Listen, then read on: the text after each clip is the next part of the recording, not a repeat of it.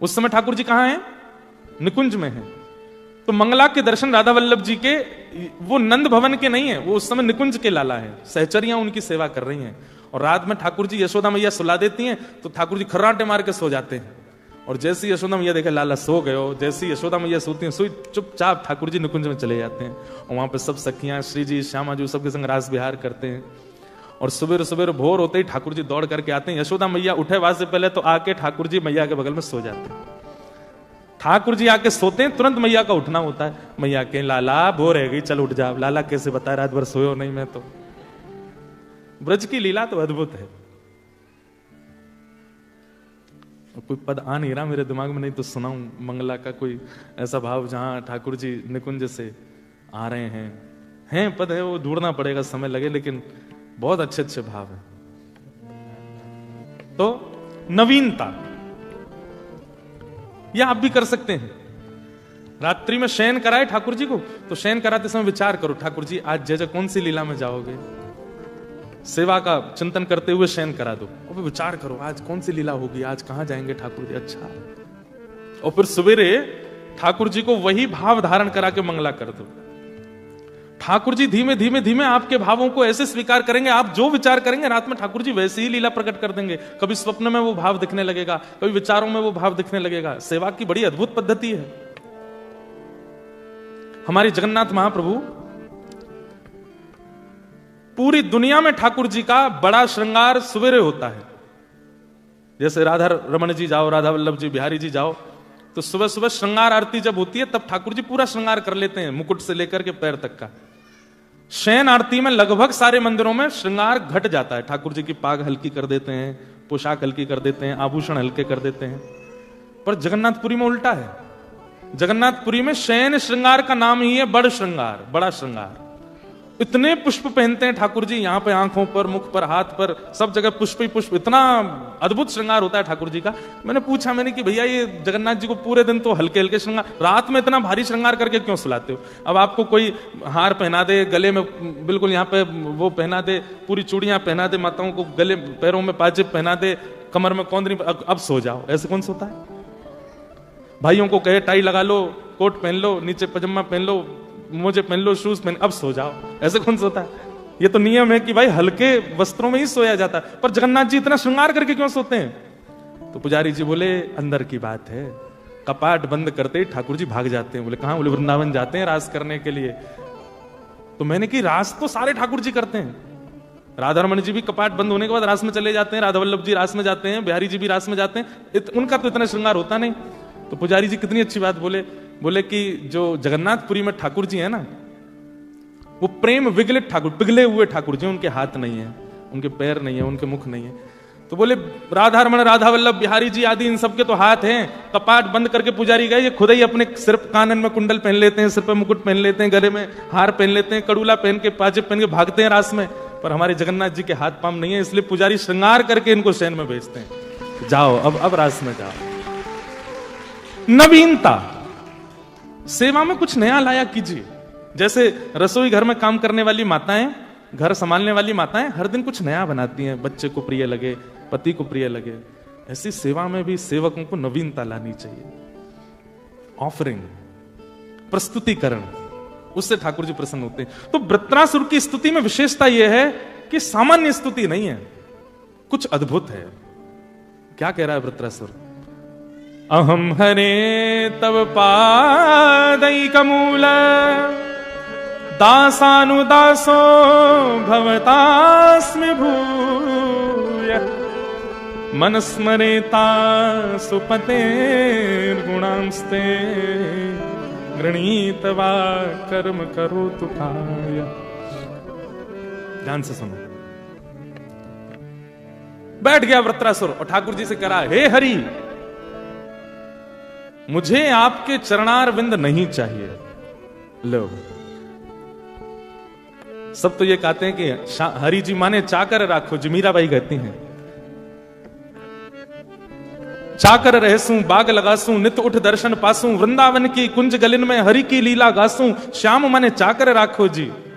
मीराबाई कहती मुझे आप अपने यहां नौकरी दे दो, मैं आपके चरण दबाऊंगी, वृंदावन की सफाई करूंगी, पुष्प बंगले लगाऊंगी, खूब बढ़िया आनंद कराऊंगी, नाथ मुझे चाकर दे दो, चाकरी दे दो। लेकिन यहां पर वृत्रासुर क्या कह रहा है, ठाकुर जी मुझे आपके चरण नहीं चाहिए। लो, यहीं ठाकुर जी के कान खड़े हो गए। बोले सब ने ये गाया कि नाथ आपके चरण दे दो, आपकी शरण दे दो, आपका सानिध्य दे दो। ये पहला वक्त आया। यहीं से पता चलता है कि ऑफरिंग ही खींच रही है ठाकुर जी को, प्रस्तुतिकरण ही अलग है। भगवान मानो आकाश से देख रहे हो, मेरे चरण नहीं चाहिए तो फिर क्या चाहिए? वृत्रासुर कहता पहले वचन दो, जो मांगूंगा सो दोगे। भगवान बोले अब तो देना पड़ेगा भाई, कुछ नया बोल रहा है, मांग क्या चाहिए? हमारे नहीं चाहिए। अच्छा जरूर लक्ष्मी जी के चरण चाहिए होंगे, हम भाई धन है ना, साक्षात लक्ष्मी वही चाहिए होंगी तुझे। क्या चाहिए बता? बोले आपके चरणार विंद नहीं चाहिए। ठाकुर जी बोले नहीं चाहिए तो फिर चाहिए क्या? बोले आपके चरणों के जो दास हैं, उन दासों के चरणों के जो दास हैं, और उन दासों के चरणों के जो दास हैं, उनका मुझे दास बना दो, ऐसी मुझ पर कृपा कर दो। दासानुदासो भवतास्मि भूय। ठाकुर जी मानो अपने 4-5 काम बंद करके किनारे धर दी। बोले वाह भाई, कुछ नया, ये क्या बात हुई? मतलब दासानुदासो भवतास्मि भूय, हम नहीं चाहिए, हमारा दास भी नहीं चाहिए। एक तो होता है ना कि ठीक है प्रधानमंत्री से नहीं मिला सकते तो उनके पर्सनल असिस्टेंट से मिला दो, पर ये कौन बोलता है कि प्रधानमंत्री के पीए के पीए के पीए के पीए से हमको मिला दो? ये तो कोई पागल व्यक्ति बोलेगा, उससे कौन मिलता है? पर कोई प्रधानमंत्री को पत्र लिख रहा है कि हे प्रधानमंत्री महोदय, आप मुझे बहुत प्रिय लगते हैं पर मुझे आपसे नहीं मिलना। आपकी सेवा में जो आपके पर्सनल असिस्टेंट रहते हैं वो भी मुझे बहुत अच्छे, पर मुझे उनसे भी नहीं मिलना। उनके जो पर्सनल असिस्टेंट है अमुक नाम, उनसे मेरे को मिला दो। प्रधानमंत्री हंसेगा नहीं, वाह इसने इसके लिए पीएम ऑफिस में पत्र भेजा है। मतलब छोटे अधिकारी से मिलने के लिए बड़ी अधिकारी से प्रार्थना। हंसी तो आएगी ना उसकी सीधेपन पर, उसके भाव में भाव पर, उसके इस सरल स्वभाव पर थोड़ी प्रसन्नता तो होगी ना। ठाकुर जी प्रसन्न हो गए। ठाकुर जी बोले दासानुदासो भवतास्मि भूय। अब इसमें 2 बातें छिपी हैं। पहली बात कि इतने बड़े अधिकारी से इतने छोटे अधिकारी से मिलने की प्रार्थना करना, ये उनको खुश कर देगा, थोड़ी हंसी दिला देगा। और दूसरी बात, भक्ति सिद्धांत में ये सर्वोपरि है। ठाकुर जी के चरण मत मांगो, पहले दासों की सेवा करो। देखो एक सूत्र लिख लीजिए, हरि रीझे तो वैकुंठ दिलावे। अगर हरि आपसे रीझ गए तो क्या देंगे? वैकुंठ दिलावे। और हरिजन रीझे तो हरि सो मिलावे। हरि रीझे तो वैकुंठ दिलावे और हरिजन रीझे तो हरि सो मिलावे। ठाकुर जी यदि खुश हुए तो वैकुंठ मिलेगा, स्वर्ग मिल जाएगा। पर ठाकुर जी को कोई जन रीझ गए हो तो ठाकुर जी से मिला देगो।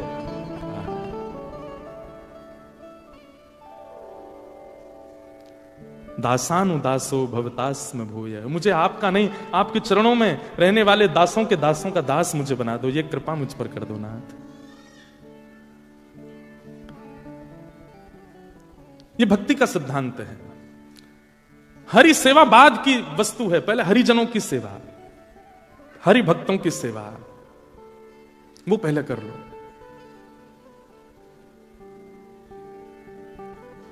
एक भक्ता हुई हमारे भारत में, उनका नाम था रत्नावती। क्या नाम था? रत्नावती, रानी रत्नावती, रानी थी। तो रानी रत्नावती जो थी ये राजकुल की थी। इनके पास में कोई कमी नहीं थी, सब सुख संपत्ति थी। लेकिन इनकी एक दासी थी, वो कृष्ण भक्त थी। रानी की दासी वो कृष्ण भक्त थी। तो रानी जब भी एकांत में अपने कक्ष में जाती तो इनकी जो दासी थी वो कमरा साफ करते हुए, कभी इनके कपड़े लगाते हुए, कभी इनके वस्त्र आभूषण रखते हुए उस समय कृष्ण कृष्ण कृष्ण कृष्ण कृष्ण जपती रहती थी। रानी कृष्ण से परिचित नहीं थी, लेकिन दासी के मुख से जो कृष्ण शब्द का उच्चारण होता था उससे रानी को बहुत सुख मिलता था।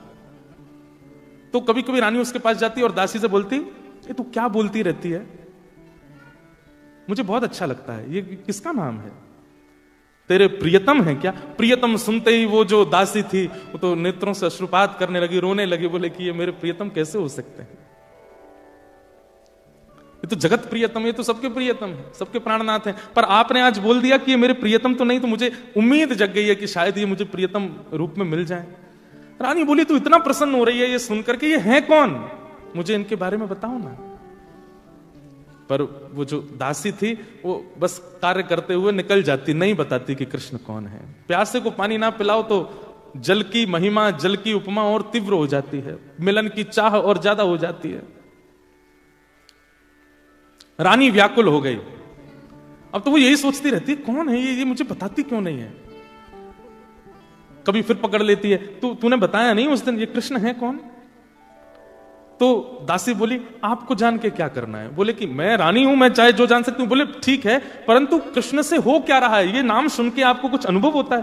बोले अनुभव तो कुछ नहीं होता, पर बस अच्छा लगता है जब तू बोलती है और बोलते हुए काम करती है, मुझे अच्छा लगता है, इसलिए मेरी इच्छा है जानने की ये कौन है। रानी ने लीलाएं सुनाई कि वही ब्रजेंद्र नंदन, नंद नंदन, यशोदा मैया के लाला श्री कृष्ण हैं, जो ऐसी लीला करते हैं। आदि आदि सब लीलाएं सुनाई। लीला सुनकर के वो रानी बड़ी खुश होती है। अब तो वो पूरे दिन चिंतन करती है, अच्छा ऐसे माखन खाते हैं, ऐसे गोपियों के यहां जाते हैं, ऐसे भाव रखते हैं। 2-4 दिन तो रानी को अच्छा लगा।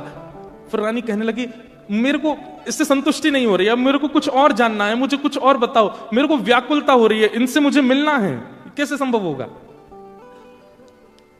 देखो, एक दासी के प्रति दासत्व का भाव ले आई है रानी, तो जीवन में ठाकुर जी आ रहे हैं। भगवत भक्त की जाति नहीं होती, भगवत भक्त की पदवी नहीं होती। भगवत भक्त तो भक्त होता है, चाहे वो ब्राह्मण हो, चाहे वो क्षत्रिय हो, चाहे वो विदेशी हो, चाहे वो देसी हो, वो भक्त ही होता है। उसकी शरण ले लो, उससे भगवत प्राप्ति निश्चित है। वृत्रासुर ने अपने प्रथम श्लोक में भक्ति का सूत्र बताया। ठाकुर जी नहीं, ठाकुर जी के चरणन को दास बनो, दासों के दास बनो। रानी कहती,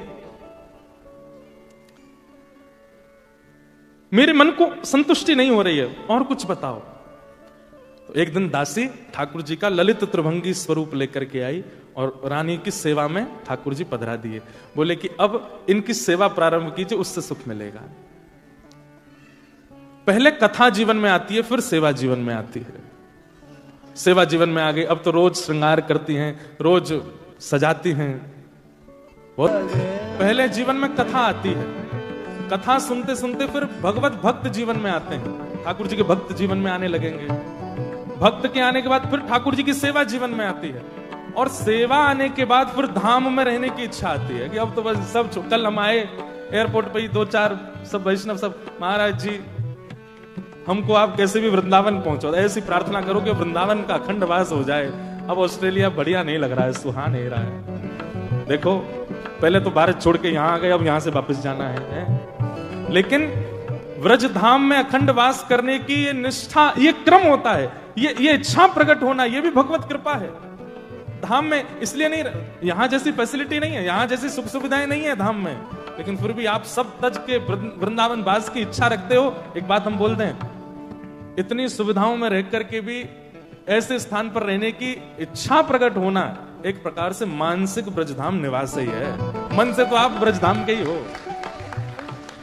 मीराबाई के पास में सब कुछ था, पर वो सब कुछ रहते हुए भी यही सोचती थी कि बाला मैं बैरागण होंगी, जिन भेषा मारो सांवरो रीछ है, मैं सो ही भेष धरूंगी, बाला मैं बैरागण होंगी। यहां रहते हुए भी मन में इच्छा होती है कि हम बरसाने बस जाएं, वृंदावन बस जाएं, धाम निवास हो जाए, यमुना पुलिन पर रहने लग जाएं। इतनी व्यवस्थाओं के बाद भी ब्रज की इच्छा, ये भगवत कृपा ही है। में लोग बड़े एटिकेट से रहते हैं, सीधे बैठते हैं, सीधे चलते हैं, सीधे खाते हैं, सरबट भी नहीं आनी चाहिए, ऐसे कपड़े पहनते हैं, जिम वगैरह जाते हैं, फिजिक बनाते हैं, सीधे साधे। फिर उन लोगों की प्रशंसा होती है, देखो इनके बैठने का ढंग, चलने का, उठने का, सब कितना बढ़िया व्यवस्थित है। हमारे ठाकुर जी सोते भी ऐसे हैं, उठते भी ऐसे, खाते भी ऐसे ही हैं। अब राधा रमन राधा वल्लभ जी ऐसे ही रहते हैं, वो बदलते थोड़ी हैं, पूरे दिन टेढ़े ही रहते हैं। और फिर भी देखो हजारों लाखों नावती के जीवन में ठाकुर जी आ गए। बहुत ध्यान से सुनो, पहले नाम आया, एक दासी के मुख से नाम सुना, नाम के बाद कथा आई, और कथा के बाद सेवा आई। क्योंकि जो नाम सुख दे रहा था, अब नाम से वो सुख पूर्ण हो गया, तो अब कथा से सुख मिलने लगा, कथा के बाद अब सेवा सुख देने लगी। लेकिन ध्यान रखिए, भक्ति जिसके जीवन में होती है उसको कभी संतोष नहीं होता।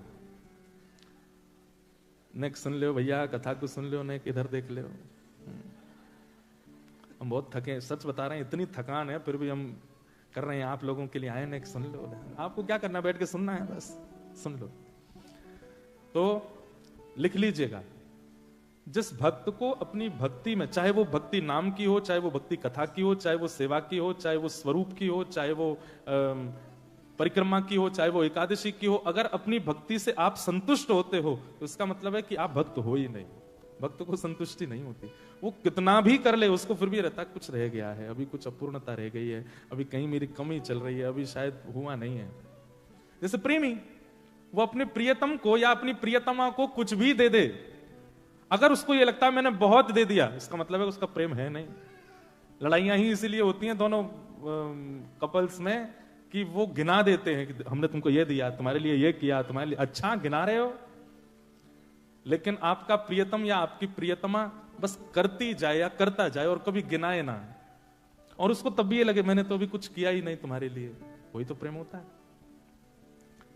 ऐसे ही आप एकादशी हर साल सारे महीने की एकादशी करते हो, लेकिन आप साल के अंत में एकादशी करते समय खुश हो जाते हो, इस साल एक भी एकादशी का नियम नहीं टूटा, बड़ा अच्छा हुआ। इसका मतलब कहीं दोष है, आपको संतुष्टि क्यों हुई?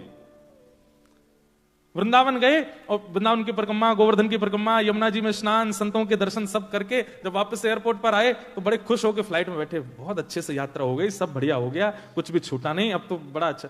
इसका मतलब है अभी करी नहीं, आप फिर भी चिंता में रहोगे, कुछ छूट गया, कुछ रह गया, अभी पूरा हुआ नहीं। परसों यहां कथा पूरी हो तो कईयों को ये लगे कि 3 ही दिन बस, ये तो कुछ हुआ ही नहीं, महाराज जी तो ऐसे पलक झपकते से आए चले गए। मैं बोल रहा हूं आपको, पता नहीं भारी लग रहा हो कहीं अरे यार कब जाएंगे वैसे ऐसा लग तो नहीं रहा है किसी को, हमने कोई जबरदस्ती हाथ पकड़ के तो बुलाया नहीं आपको, इतनी संख्या में आप आए हो, इसका मतलब अच्छा लग रहा तभी तो आए हो। तो भक्त को कभी अपनी क्रिया से पूर्णता का अनुभव नहीं होता, संतुष्टि नहीं। एक बात याद रखिएगा, संसार की हर क्रिया में संतुष्टि रखो, संतोष कर लो, जितना किया बहुत है, और भजन में सदैव असंतुष्ट रहो। चाहे जितने श्रृंगार कर लो ठाकुर जी का, सब आगे कह जा रहे तुम्हारे ठाकुर जी तो बहुत ही बढ़िया लग रहे हैं, अभी कमी रहे, कुछ तो रह गया, अभी और बढ़िया कर सकता था, ये और बढ़िया कर सकता था। ये भाव जितने दिन आपका भक्ति में बना रहेगा, भक्ति उतनी चरम स्थिति को प्राप्त होती रहेगी। जिस दिन आप संतुष्ट हो गए अपने भाव से, उसी दिन भक्ति गिरने लगेगी, घटने लगेगी। और एक बात और कह दूं, अगर आप अपने भजन भाव भक्ति निष्ठा नियम से संतुष्ट हो गए हो, तो इसका मतलब ये समझ लिए ठाकुर जी भी आपसे बस राम राम कर रहे हैं, बहुत है भैया, जितना है वो बहुत है। कई बार ऐसा होता है ना कि किसी के यहाँ का आप भोजन करने जाओ, अब सब्जी वब्जी नहीं लगी बढ़िया, तो दूसरी रोटी बस 2 ही खाता हूं मैं, बस बहुत है। अब आप श्रम मत कीजिए, क्यों सब्जी बहुत अच्छी है, इतनी अच्छी, मुझे रेसिपी लिख के देखना, अपनी पत्नी से कहूंगा वो भी बनावे, पर आप 2 ही दे दीजिए बस, इससे अधिक नहीं। अब बच्चा करना पड़ता है ना, तो आपको भी लग जाता है अच्छा लगा बेचारे को, लेकिन क्या करें, 2 ही खाता है बस। फिर बाहर निकल के रेस्टोरेंट से फिर कुछ मंगाएगा, यार भूख लग रही है, अधूरा छोड़ के आया हूं, उसको बुरा ना लगे इसलिए बोल के आया कि पूरा। ऐसे ही ठाकुर जी करते हैं। फिर आपको जब संतुष्टि का अनुभव होने लग जाए तो ये समझ जाइए ठाकुर जी वही वाली हरकत कर रहे हैं, बस बहुत है, इतने में ही खुश हूं मैं, तुम इतना ही रहने दो। लेकिन आपको नित्य अपनी सेवा में अपूर्णता लगती है कि नहीं कुछ रह गया, अभी हुआ नहीं, और अच्छा हो सकता था, और बढ़िया, तब समझो ठाकुर जी भी अभी आपकी सेवा से और चाहते हैं, और दो, और करो, और बढ़िया, पर प्रसन्न है, इसीलिए वो असंतुष्टि का भाव बना हुआ है। देखो, एक होती है कि नाम जब आप कर रहे हो, आपने नियम लिया 16 माला करनी है मुझे, तो 13-14 माला होने के बाद फिर देख रहे हैं भीतर कितनी और रह गई यार, ये आज तो पूरी नहीं हो रही है। ऐसी स्थिति जब हो जाए तो समझ जाओ कि नाम भगवान भी कह रहे हैं, काय को परिश्रम कर रहा है, छोड़ दे। लेकिन 16 माला पूरी हो गई और आप ये बचाए 16 तो हो ही गई हैं, अभी और मन कर रहा है, नाम में इतना सुख मिल रहा है, 17 कर लूं और एक आध और कर लें, अरे तुम्हारे ऑफिस का समय हो गया, जाना है आज, ज्यादा से ज्यादा क्या होगा, 1 घंटे की फीस ही तो कट जाएगी, कर ले थोड़ा नाम और जप लेते हैं। ऐसी इच्छा नाम के प्रति, ये अपने अंदर ये अपूर्णता का अनुभव होना, भक्ति के प्रति, भजन के प्रति, भाव के प्रति, सेवा के प्रति, नाम के प्रति, समझो कि आप भक्ति के पथ पर बिल्कुल बढ़िया जा रहे हो, क्योंकि आपको कहीं ना कहीं असंतुष्टि होती है। रत्नावती को अब वही होने लगा, पहले तो नाम से सुख, फिर कथा से सुख, अब सेवा से सुख। लेकिन अब सेवा करते करते भी रत्नावती अपनी दासी को बोलती है, मेरे को ऐसा क्यों लगता है कि कुछ रह रहा है, जबकि रानी, हम आप लोग तो जैसी सेवा करते होंगे, रानी तो हम तो पुष्प के बंगले बनाते होंगे, वो तो नगों के बंगले बनाती थी, वो तो मणियों के बंगले बनाती थी, वो तो ठाकुर जी के लिए सोने चांदी के थाल में भोग लगाती थी, किसी भी प्रकार की कोई कमी नहीं छोड़ती थी सेवा में, लेकिन फिर भी उसको अपूर्णता का अनुभव होता था, क्योंकि ठाकुर जी उसको स्वीकार कर रहे हैं ना, इसलिए उसके मन में और कुछ करने की इच्छा, और भाव और भाव। तब दासी ने कहा, रानी अब तो एक ही चीज है जिससे आपके हृदय को संतुष्टि तो नहीं मिलेगी, लेकिन हां शांति हो जाएगी, और वो क्या है? बोले हरिजनों की सेवा। हरि की सेवा हो गई, अब हरि यश गाने वाले, हरि दासत्व में रहने वाले, हरि का नाम स्मरण करने वाले और सदा हरि में ही लीन रहने वाले, अब भक्तों की सेवा करोगे तभी आपके चित्त को शांति होगी।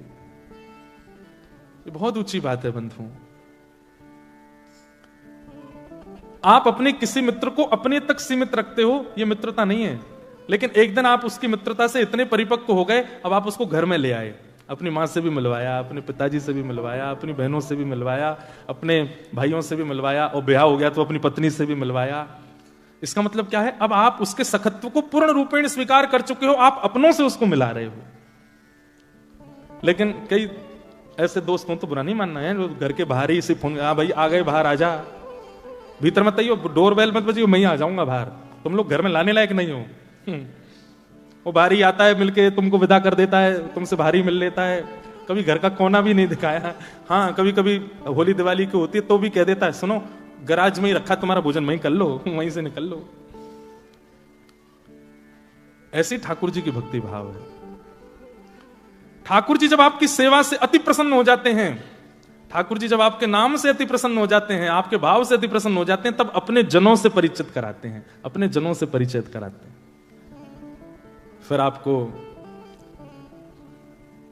हमारे बरसाने के श्री विनोद बाबा प्रिय लगने लगेंगे, फिर आपको हमारे श्री वृंदावन के श्री प्रेमानंद जी महाराज प्रिय लगने लगेंगे, फिर आपको हमारे पूज्य श्री मलुकपीठ वाले महाराज जी प्रिय लगने लगेंगे, आपको हमारे श्री गोरेलाल कुंज वाले पूज्य जय जय सरकार प्रिय लगने लगेंगे, आपको हमारे श्री गोवर्धन के श्री पंडित जी महाराज प्रिय लगने लगेंगे, और इन सब के बाद नीचे कोने में मैं प्रिय लगने लगूंगा। सीधी बात, अभी तक राधा रमण जी से प्रेम था, राधा वल्लभ जी से प्रेम था, बिहारी जी से प्रेम था, गोवर्धन वृंदावन से प्रेम था, यमुना जी से प्रेम था, गोपेश्वर महादेव से प्रेम था, लेकिन अब हरिजनों से प्रीति हो गई है, तो सोचो ठाकुर जी ने आपको स्वीकार कर लिया।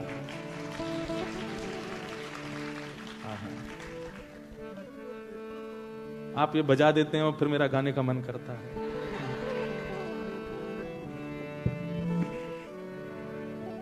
मेरे मन में ना लागे कोई रंग, मेरे मन में ना लागे कोई रंग, क्यों?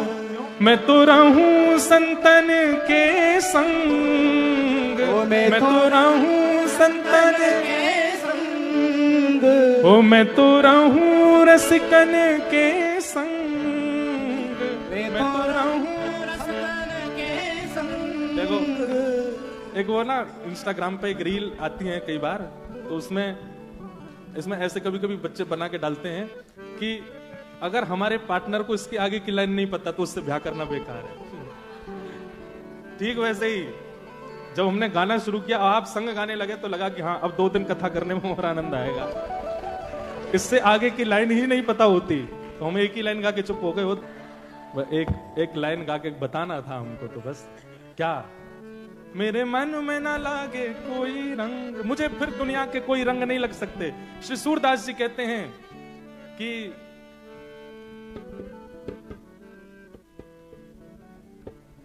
कृष्ण रंग अगर चढ़ गया, सूरदास काली कामर पे चढ़े न दूजो रंग। अगर कृष्ण रंग चढ़ गया हो, कृष्ण के हरिजनन को रंग चढ़ो, फिर संसार में आप चाहे जहां चले जाओ, हमको आप दुबई ले जाओ, हमको ऑस्ट्रेलिया ले जाओ, अमेरिका ले जाओ, कनाडा ले जाओ, स्विट्जरलैंड ले जाओ, हम फिर भी घूम फिर के ऐसे ही रहेंगे। क्यों? क्योंकि हरिजनों का संग करते हैं, हरिदासों का संग करते हैं, हरिभक्तों का संग करते हैं। नहीं तो लोग, माँ अपने बेटे को पढ़ने भेजती है ऑस्ट्रेलिया, जब गया था बड़ा सीधा सरल बेचारा, सौम्य, 5 साल बाद जब अपनी पढ़ाई करके लौटा, जे कड़े बाल उसके बीच में, यहाँ से कटाकदार बिल्कुल वो दाढ़ी, यहाँ पे वो पहन लेते, क्या बोलते हैं उसको, अंगूठी नहीं, वो क्या बोलते हैं, अरे हाँ जो भी, यहाँ पहन लेंगे, इधर टैटू लगवा रखे हैं यहाँ पे सबरे, और विचित्र सा हो गया, बदल गया। क्यों? संतों का रंग नहीं लगा था।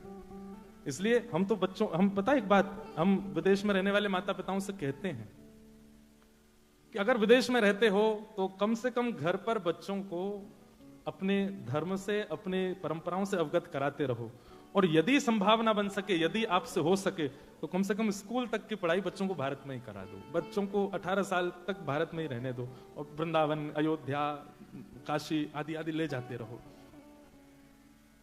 बच्चे बिगड़ेंगे नहीं। यहां तो फिर बदल जाता है माहौल। उनको संतों का रंग लगवा देंगे तो आप दुनिया के किसी भी कोने में उनको ले जाओ, वो बदलेंगे नहीं। हर स्थिति में वो निभा लेंगे स्वयं को, और जैसे हैं वैसे बने रहेंगे। नहीं तो बच्चों का स्वभाव बदल जाता है, लोगों का स्वभाव बदल जाता है। तो रत्नावती के जीवन में पहले नाम आया, उसके बाद कथा आई, फिर ठाकुर जी आए, लेकिन तब भी चित्त में वो अपूर्णता बनी हुई थी, और उस अपूर्णता की पूर्णता के लिए अब ठाकुर जी ने हरिजन भेजे।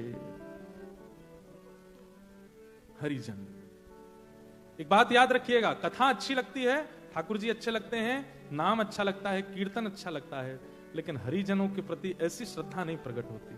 हाँ ठीक है, कथा सुनने तक हम सीमित हैं, लेकिन हमको ऐसी कोई विशेष इनसे लगाव नहीं, आकर्षण नहीं है। आकर्षण होना भी नहीं चाहिए, पर एक विशेष प्रकार की उनके प्रति प्रीति हो जाए तो समझो ये ठाकुर जी की कृपा है।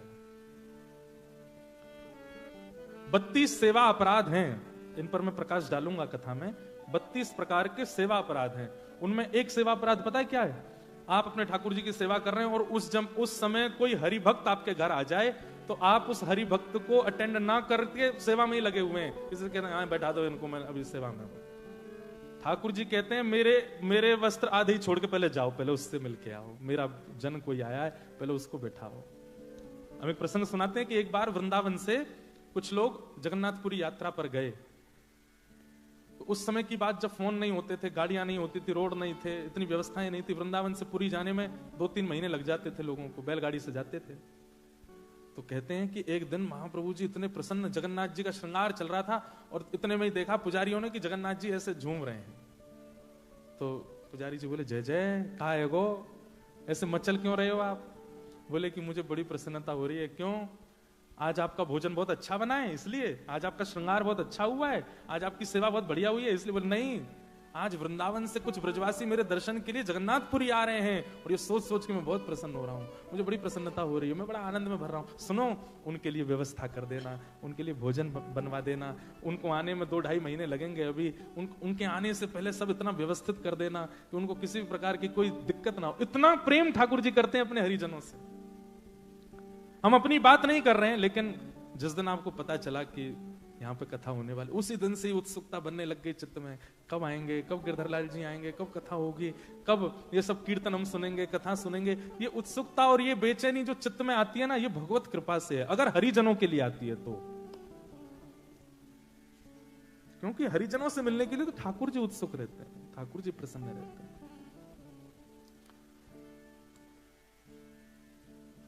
हरिजन, वृत्रासुर जो ये बात कह रहा है, इसकी बातों में कोई चिकनी चुपड़ी बात नहीं कि ठाकुर जी को रिझाने के लिए बोल रहा है। ये भक्त का स्वरूप होना चाहिए। ठाकुर जी को बाद में मांगे, पहले हरिजनों को मांगे। पहले मैं लायक तो बन जाऊं आपके, और लायक मुझको वही बनाएंगे जो आपके हैं। हमारी हरिदास परंपरा में राधे राधे नहीं बोलते, क्या बोलते? कुंज बिहारी श्री हरिदास। क्या बोलेंगे? हमारी हरिवंश परंपरा में क्या बोलेंगे? श्री हरिवंश। क्यों? आचार्यों का नाम क्यों बोलते हैं, ठाकुर जी का नाम क्यों नहीं बोलते? कई लोगों के मन में प्रश्न आता है। मैं बोलता हूं अपनी कथा में कि भाई, इन परंपराओं में आचार्यों का नाम लेने की बात इसलिए कही जाती है कि आचार्यों की सन्निधि ही भगवत सन्निधि के लायक बनाएगी। जब तक हम आचार्यों की सन्निधि नहीं लेंगे, कैसे भगवत सामीप्य प्राप्त हो? हमारे वृंदावन बुरा नहीं मानिएगा, सीधे आके कोई कहने लगे राधे राधे राधे राधे, तो अत्यंत रसिक लोग उसको स्वीकार नहीं करते। लंबे तू इतना बड़ा होगो, सीधे राधे राधे बोल लो। पहले हरिजनन की सेवा कर, पहले सखीन को मना, पहले सहचरीन की सेवा कर, ये तो को अधिकार देंगे तब राधे राधे बोलियो। दासानुदासो भवतास्म भूय। एक हमारे भारत में बड़े सिद्ध संत हुए श्री राधा बाबा महाराज। कुछ लोगों ने नाम सुना होगा, कुछ लोगों ने नाम नहीं सुना होगा। श्री राधा बाबा महाराज गोरखपुर में विराजते थे और उनकी लीलाएं तो कथाएं तो बहुत अद्भुत हैं। श्री भाई जी महाराज, हनुमान प्रसाद पोद्दार जी और श्री राधा बाबा महाराज, दोनों का अत्यंत सामीप्य रहता था। अगर किसी व्यक्ति को नहीं पता है इनके बारे में तो कभी गीता प्रेस गोरखपुर से ऑनलाइन बाबा का चरित्र, भाई जी का चरित्र मंगाइए, एक बार जरूर पढ़ना। हम लोग बहुत पुराने पुराने रसिकों के चरित्र पढ़ते हैं, सूरदास जी के, मीराबाई के, ये बहुत प्राचीन, लेकिन अभी हमारे ही समय काल में अगर कोई महान भक्त हुए पिछले 100 वर्षों में, श्री राधा बाबा महाराज। राधा बाबा का एक मैं लीला सुनाता हूं कथा में कि राधा बाबा पूरे दिन एक टीन शेड के नीचे बैठे रहते थे और भक्तजन सामने से उनका दर्शन करते थे। लेकिन सुबह सुबह आप 4 बजे उठ करके जब शौच के लिए जाते थे तब एक बूढ़ी मैया इनका दर्शन करने आती थी और वो केवल दर्शन नहीं करती, पीछे पीछे बाबा के संग जाती। वो जहां जंगल झाड़ी में जाते बेचारे वहां पे भी उनका दर्शन करते। कुछ वैष्णवों ने देख लिया, उन्होंने मैया से कहा, मैया तुमको शर्म नहीं आती है? बाबा सुबह सुबह बेचारे अपने नित्य नियम में जाते हैं, तुम वहां भी उनका दर्शन करती हो। और हमने देखा तुम छुप छुप के सब जगह से दिखती हो, क्यों करती हो ऐसा? पूरे दिन बाबा टीन शेड में बैठते हैं, वहीं दर्शन किया करो। तो बूढ़ी मैया के नेत्रों से आंसू आ गए। बोले, मैं सच बताऊं, मैं बाबा को नहीं देखती। बाबा तो पूरे दिन दिखते हैं, बाबा तो पूरे दिन दिखते हैं, दर्शन देते हैं, मैं दिन भर उनका दर्शन करती हूं। पर ये सुबह सुबह जब शौच के लिए जाते हैं ना, उसी समय एक सांवरा सलोना सा लाला इनकी लठिया पकड़ के संग चलता, मैं उसको देखने जाती हूँ, उसका दर्शन करने जाती हूँ, वो रोज दिखता है। तो सब रसिक जन इतने इतने आश्चर्य में आ गए कि मतलब वो इतने पवित्र हैं राधा बाबा कि वे जब अपने नित्य नियम करने जाते हैं तब भी ठाकुर जी उनके संग रहते हैं, तब ठाकुर जी का विशेष दर्शन उनके साथ होता है और वो मैया को दिखते थे। ऐसे थे राधा बाबा। तो एक बार राधा बाबा ब्रज की किसी यात्रा में थे, हमने एक महापुरुष से ये लीला सुनी। तो यात्रा में इतने श्रमित हो गए थे, रोज तो 4 बजे उठ जाते थे, लेकिन आज 7 बजे उठे सुबह। तो राधा बाबा जैसे उठे तुरंत उनके कक्ष में एक महापुरुष बिना किसी रुकावट के घुसता ही चला आया, जिसको वो जानते भी नहीं थे। राधा बाबा उठ करके देख करके बड़े संकोच में आ गए। बोले भाई ये कौन बाबा है, सीधे मेरे कमरे में घुसा चला आया है। तो फिर भी कहा, बोले महापुरुष आपको प्रणाम है, आप कौन हैं, कहां से आए हैं, आपका क्या परिचय है? तो वो जो बाबा उनके कक्ष में आया वो दोनों भुजा उठा करके रोने लगा। बोले मैं सत्य बता रहा हूं, आज पहली बार मेरे स्वप्न में श्री जी आई थी, किशोरी जी आई थी, और श्री जी आकर के मुझसे बोली तेरे भजन को पूरा फल प्राप्त है, वे में नेक दूरी रह गई है, या हमारे में तो को राह बतावे आई हूं कि अपने भजन को फल पूरा कर ले। मैंने पूछी, हे श्यामाजू भजन को फल कैसे पूरा होगा? बोले कि अभी अभी राधा बाबा आए हैं बिड़ला धर्मशाला में। बोले मेरा हाथ पकड़ के श्री जी स्वप्न में लेकर के गई धर्मशाला, और मुझे तो पता नहीं आप कहां रुके, आपके कमरे के बाहर जाके उन्होंने इशारा किया, बोले या कमरा में बैठे बाबा, उनको जाके सुबह दर्शन कर लियो, उनके दर्शन से ही तेरा भजन फल पूरा होगा। ये सुनते ही राधा बाबा नेत्रों से अश्रुपात होने लगा। बोले श्री जी ने ऐसी आज्ञा दी? बोले हाँ। बोले श्री जी मुझसे कह के गई कि आज तुम आज जाकर के इनका दर्शन करना। चरणों में प्रणाम किया और प्रणाम करके बोले श्री जी ने एक आज्ञा और दी है। बोले क्या? बोले बरसाने में एक सदगृहस्थ हैं, उनका नाम है मोहिनी बिहारी, मोहिनी श्याम जी, आप कृपा करके या तो उनके दर्शन कराओ। मतलब श्री जी ने मुझको आज्ञा दी मैं आपके दर्शन करूं, और आपके लिए आज्ञा दी है कि बरसाने में एक संत हैं, एक सदगृहस्थ हैं, संत नहीं है, परिवार है उनका पूरा, मोहिनी शरण जी, आप उनके दर्शन करे आओ, और दर्शन नहीं कर सको तो उनके घर की मधुकरी मंगा करके पालो। ये किशोरी जी ने आपके लिए आज्ञा की है। और ऐसा कहकर अब सुबह सुबह उठते ही कोई अपरिचित आकर के इतना सब कुछ बोल जाए तो उस पर विश्वास नहीं होगा। और ऐसा कहते तुरंत वो बाबा वहां से प्रस्थान किए। राधा बाबा महाराज तुरंत दौड़ करके अपनी छत पर गए देखने के लिए कि ये जाएगा किस तरफ। तो देखा वो दोनों भुजा उठा करके नेत्रों से अश्रुपात वृंदावन की ओर दौड़ा। उसकी स्थिति बता रही थी कि वो झूठ नहीं बोल रहा है। राधा बाबा महाराज ने अपने कुछ सेवकों को बुलाया और सेवकों से कहा एक काम कीजिए, ऐसे करके एक मोहिनी श्याम मोहिनी जी करके, मोहिनी शरण जी करके एक सदगृहस्थ हैं बरसाने में। हम तो जाने में अभी असमर्थ हैं, पर उनके यहां की मधुकरी ले आओ, रोटी ले आओ। अपने कुछ सेवकों को भेज दिया। उनमें एक घनश्याम जी करके थे, वे ब्रज में, वृंदावन में जो रासलीला होती है उसमें कृष्ण बनते थे, तो घनश्याम ठाकुर जी भी थे उसमें। तो उन सबको भेजा, जाओ जाकर के बरसाने में कोई मोहिनी शरण जी सदगृहस्थ हैं, उनके यहां से रोटी ले आओ। अब राधा बाबा महाराज किसी के यहाँ की प्रसादी मांग रहे हैं। राधा बाबा जिनको स्वयं श्री ठाकुर जी के प्रत्यक्ष दर्शन होते थे, वो किसी के घर की प्रसादी मांग रहे हैं, तो इसका मतलब वो कितना ऊंचा होगा। ये सब लोग बरसाने गए और बरसाने में जाकर के इन्होंने पूछना शुरू किया ब्रजवासियों से, भैया यहाँ पे कोई सदगृहस्थ है, उसका नाम मोहिनी शरण करके है। तो सब नाम सुने और सुन के हंसे। बोले क्या काम है उससे? बोले उसके यहाँ की रोटी चाहिए। बोले किसके लिए? बोले राधा बाबा के लिए। तो लोग बाग सुन करके हंसे और सिर पकड़ करके बोले, भैया ये क्या कर रहे हो तुम लोग? राधा बाबा जैसे महान संत को उसके घर की रोटी खिलाओगे? बोले हैं कौन? बोले बरसाने का एक पागल है, उससे कोई मिलता नहीं जुलता नहीं, उसको देख के बच्चे भाग जाते हैं, वो जिस गली में जाता है सब दुकानें बंद कर लेते, कहां से कब क्या उठा ले, पागल है। तो सेवकों ने सोचा राधा बाबा ने आज्ञा की है, लेके तो जानी है रोटी। बोले फिर भी बताओ ना कहां है घर। बता दिया सबने। बोले वहां रहता है, वो तो प्रसिद्ध पागल है, यहां का, चले जाओ। जैसे गए, घर पर पहुंचे तो घर की स्थिति देख करके बिल्कुल नहीं लग रहा है कि एक वैष्णव का घर है।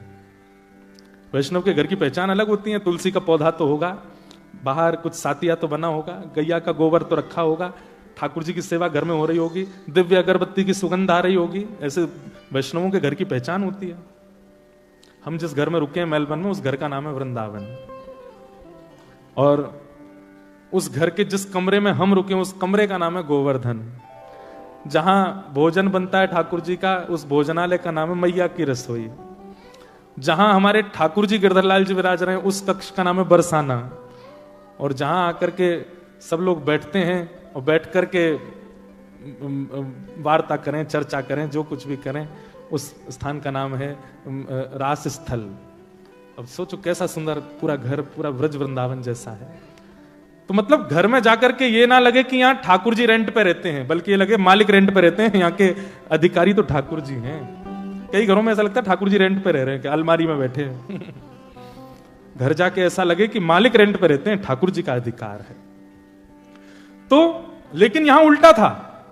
जिनके घर से रोटी लाने के लिए कहा था, उनके घर में एक भी वैष्णव लक्षण नहीं थे। घर के भीतर जाकर के सबने हाथ जोड़ के कहा, बोले भैया ये मोहिनी शरण जी कहां हैं? बोले उनसे क्यों मिलना है आपको? बोले कि उनके हाथ से एक रोटी लेनी है हमको। बोले वो पड़े देख लो। तो खटिया चारपाई पे पड़े थे, दोनों पैरों में जूते पहन रखे थे, वो बूट, और एक के ऊपर एक ऐसे बूट रख करके बिल्कुल ऐसे दोनों पैर हिला रहे हैं, ये हाथ ऐसे धर के। और जिस चारपाई पे पड़े थे, वहां जो दीवार थी उस पर नेताओं के और पुराने जमाने के फिल्म सितारों के चित्र लगे हुए थे। ज्यादा पुरानी बात नहीं है ना। और बढ़िया उन्हीं को निहार रहे थे, ऐसे सिर अपने सहला रहे थे, ये है इनके हाथ से रोटी लेके जानी है। जितने गए उनके चित्त में आई, कहीं हम अपराध तो नहीं कर रहे? भैया एक बार बरसाने में और घूम के आ जाओ, कोई और तो नहीं है? कहीं इसके हाथ से रोटी ले जाके हमने राधा बाबा को खवाई दई और कहीं उनके बने भय भाव सवरे नष्ट हो गए तो अपराध लगेगा हमको। यह आचार विचार से कहां से लग रहा है कि इसके हाथ की रोटी? सब जगह एक राउंड और मार के आए बरसाने में। सबने कहा नहीं वही है, एक ही है बस, और कोई नहीं है। बोले पता नहीं कैसी लीला है। दो तीन तो भीतर गए नहीं, बोले हम तो नहीं जा रहे, हम तो पहले बाबा को भी सच्चाई बता देंगे, ले आओ रोटी तो लेके जानी है। तो अंदर रोटी लेने के, भैया आपको प्रणाम, जय श्री कृष्ण, जय श्री राधे। कहां से आ गए हो? सुबह सुबह आ गए, क्या बात है, क्या चाहिए? बोले अपने हाथ से रोटी दे दो। बोले ले लो रोटी, वहां भीतर से आ जाते हैं पता नहीं कहां कहां से मांगने के लिए। बोले नहीं आप अपने हाथ से दे दो। तो पहले तो 10 सुनाई और 10 सुना करके फिर गए और रोटी दे दी। बोले ले जाओ। और ले करके वो सब लोग राधा बाबा के पास आए। राधा बाबा आपने ये बताई। अब वो बताते कि वो कैसे हैं, उनका आचरण, उनका रूप, उनका स्वरूप, इतने में तो बाबा ने रोटी ली और पहला उसका कवल तोड़ करके माथे से लगा के पा लिया। और जैसे ही रोटी मुख में धारण की है, वो मधुकरी प्रसादी नेत्रों से अविरल अश्रुधार गिरने लगे, दोनों भुजा उठ गई, किशोरी जी की दिव्य लीलाओं का अनुभव होने लगा, नेत्र लाल पड़ गए, शरीर कंपायमान होने लगा। सामने जो आया, जिसके प्रति उनको अधिकार लगा, तोड़ करके उसको हाथ में नहीं दी, बोले मुंह खोलो, सीधे मुख में, और जिसको भी वो टूक पधराते जाए उसके नेत्र बंद हो जाए, नेत्रों से अश्रुधार, और वही श्री राधा प्रेम में प्रेम मगन होकर के झूमने लग जाए। अब जिन जिनको उनके स्वरूप पर संकोच हुआ था, सब बोले ये क्या हो रहा है। पूरे कक्ष में बैठे हुए लोग भावावेश में चले गए। हाथ आगे बढ़ाया, राधा बाबा ने तिरछी नजर से देखा, बोले तुम अधिकारी नहीं हो इसके, क्योंकि तुम दोष बुद्धि से देख करके आए हो। और महाराज एक आध घंटे नहीं, 24 घंटे की भाव समाधि लगी उन लोगों की जिन्होंने वो रोटी की प्रसादी पाई, मधुकरी। वहीं से ही बाबा ने प्रणाम किया और बाबा तो वहां से चले गए। लेकिन जो घनश्याम ठाकुर जी, जो रासलीला में कृष्ण बनते थे, वो भी गए थे वहां लेने। उन्हीं के मन में पहले दोष आया कि ये कैसे भक्त हैं। उनके मन में आया कि कोई तो बात है, मैं जाकर के देखूं तो सही, कहीं ऐसा तो नहीं है कि वो अपनी भक्ति को छुपाते हैं। ऐसा हो नहीं सकता कि उनकी प्रसादी से ये सब हो गया। घनश्याम ठाकुर जी गए बरसाने, और बरसाने गए तो आज वो और ज्यादा विचित्र रूप में बैठे थे। वो कोट वोट पहन के, बूट वोट पहन के, बिल्कुल ऐसा दिखावे सबको संसार को कि महापागल हैं, संसारी हैं और विचित्र, सब उनसे दूर दूर रहें। पर ये पहचान है एक अत्यंत वैष्णव की। भक्त की इच्छा ये नहीं होती कि मैं बहुत प्रसिद्ध हो जाऊं, भक्त की इच्छा ये नहीं होती कि मैं बहुत सिद्ध हो जाऊं, भक्त की इच्छा ये होती है केवल प्रिया प्रियतम मेरे रहें, बाकी सब मुझे अकेला छोड़ दें। ये एक असली भक्त की इच्छा होती है। चरण पकड़ दिए घनश्याम जी ने, बोले कि आप ये नहीं हो जो दिखा रहे हो, क्या हो वो दिखा दो, मेरी आपसे प्रार्थना है। बहुत अच्छा नाटक करते हैं आप, आपके शब्दों में भी कहीं से भी वैष्णवता नहीं झलकती, आपके रूप प्रारूप में भी कहीं से वैष्णवता नहीं, आपके आसपास भी ऐसी आपने व्यवस्था कर रखी है कि किसी प्रकार से वैष्णवता का दर्शन नहीं हो। लेकिन मेरी आपसे प्रार्थना है, एक ब्रजवासी होने के नाते आपसे प्रार्थना कर रहा हूं, अपना असली रूप दिखाओ। तो पीछे जो चित्र लगे थे, उन सब चित्रों के मतलब जब प्रार्थना की तो नेत्रों से अश्रु आ गए। प्रेम का स्वभाव है, प्रेम का स्वरूप है, कितना भी छुपा हो छुपता नहीं, वो प्रकट हो जाता है। तो नेत्रों में जब अश्रु आए तो घनश्याम ठाकुर जी ने कहा, आप ये नहीं हो जो दिखा रहे हो, कौन हो वो दिखाओ। तो पीछे जो दीवार पे वो चित्र लगे थे फिल्म सितारे वगैरह के, वो वास्तव में एक लकड़ी की दरवाजा था। और जैसे ही उस दरवाजे को खोला तो वो एक झरोका था, एक बालकनी जैसी थी। और वो बालकनी ऐसी थी जहां से श्री किशोरी जी का रंग महल स्पष्ट दिखाई देता था। हाथ पकड़ करके ले गए घनश्याम ठाकुर जी का और दिखाया, बोले देखो वो हमारी श्री जी लाडली जी का भवन है। बोले हाँ। बोले देखना अब मैं पुकारूंगा और कुछ अनुभव होगा। और जैसे ही उन्होंने भुजा उठा करके कहा श्री राधा श्री राधा श्री राधा, एक दिव्य तेज प्रकट हो गया श्री ठाकुर जी किशोरी जी के बरसाने भवन में। और उस दिव्य तेज में सर्वांगीण अंग तो नहीं दिखा, लेकिन दिखा कि दिव्य तेज जैसे समाप्त हुआ तो वहां पर कोई सुंदर सी चुनरी पहन करके कोई एक सखी आई है, जिनका रूप ऐसा था, इतनी दूर से स्पष्टता नहीं हो रही थी। वो जो जिनके घर गए थे वो तो भुजा उठा करके नृत्य करने लगे। घनश्याम ठाकुर जी देख करके वहीं मूर्छित हो गए और मूर्छित होकर के चरण पकड़ लिए। बोले कि मुझे अनुभव करा दो। बोले कि अभी आपके चित्त में वैष्णवों के प्रति दोष भाव आ जाता है, पहले उस दोष भाव को दूर करो। कभी वैष्णव की आचार विचार कई बार वो इसलिए बनावटी रखते हैं कि हमारी भक्ति को नजर ना लगे, हम महासंसारी दिखाई दें सबको। इसलिए वैष्णव को परखने में राधा बाबा जैसे हो जाओ, जिन्होंने आपके द्वारा निंदा सुनी नहीं उससे पहले प्रसाद पा लिया। ऐसी वैष्णवता जिस दिन आपके चित्त में आ जाएगी, आप जैसी बरसाना भवन की ओर देखोगे श्री जी दिख जाएंगे। घनश्याम ठाकुर जी तो मगन हो गए, चरण पकड़ लिए, बोले कि बस अब आप कृपा करो। यह है वैष्णवता। फिर घनश्याम ठाकुर जी फिर उसी भाव में रहने लगे। अब तो ऐसी स्थिति उनकी हो गई कि अब कोई वैष्णव नहीं भी है और वो राह में खड़ा खड़ा अगर कुछ दुष्पान कर रहा है या कुछ दुर्वस्तु धुआं जैसा उड़ा रहा है, वो उसको भी प्रणाम करते। बोले तुम जरूर अपनी भक्ति छुपा रहे हो, इसलिए ऐसे हो ना, मुझे पता है तुम। आप हंस तो गए, लेकिन वास्तव में बताएं, जब तक ये दृष्टि नहीं बनेगी आपको भगवत अनुभव नहीं होगा। ऐसी दृष्टि बन जाएगी, कोई दोष युक्त व्यक्ति अत्यंत देखो ये तो भगवत कृपा हो जाएगी कि जो वास्तविक दोषी व्यक्ति है उसका परिचय आपको हो जाएगा। लेकिन जिसमें दोष नहीं है, जो केवल दोष का आडंबर कर रहा है, उसके प्रति आपके सहज भावना हो जाएगी कि ये तो इनका केवल बाह्य प्रकाश है, भीतर से तो ये परम भक्त है। घूम फिर के बाद पूरी इस भाव में आती है कि भगवत दर्शन, भगवत मिलन और भगवत सामिप्य के लिए वृत्रासुर जो कह रहे हैं, दासान उदासो भवतास्मि भोजन।